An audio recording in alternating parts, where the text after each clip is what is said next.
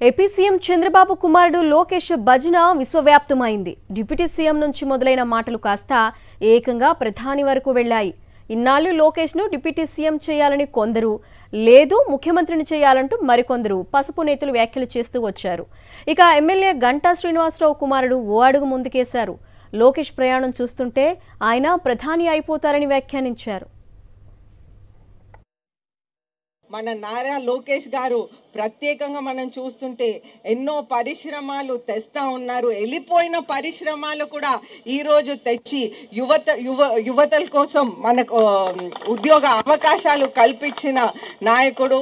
వారు తాతగారు నందమూరి తారక రామారావు గారు ముఖ్యమంత్రిగా చేశారు. వారి నాన్నగారు నారా చంద్రబాబు నాయుడు గారు ముఖ్యమంత్రిగా చేస్తున్నారు. అదేవిధంగా మన లోకేష్ గారు కూడా ముఖ్యమంత్రిగా చేస్తారని కోరుకుంటూ సెలవు తీసుకుంటారు. ఎవరు వద్దన్నా ఎవరు కాదన్నా తెలుగుదేశం పార్టీకి చంద్రబాబు నాయుడు గారు తరువాత నాయకుడు లోకేష్ బాబు గారు. చిన్న పిల్లల్ని పడుకొని లేపడిగినా, ఎవరిని మీరు కొట్టడిగినా సరే చంద్రబాబు నాయుడు గారి తరపున ఈ రాష్ట్రానికి తెలుగుదేశం పార్టీ నాయకులు ఎవరంటే కళ్ళు మూసుకొని అర్ధరాత్రి లేపినా, చిన్న పిల్లవాడికి అడిగినా చెప్పిన పేరు లోకేష్ బాబు గారు. ఇది ప్రతి ఒక్కరు గమనించాలి. చూస్తున్నాం ఆయన జర్నీ చూస్తుంటే నాకు ఒకటే అనిపిస్తుంది, why not PM of India?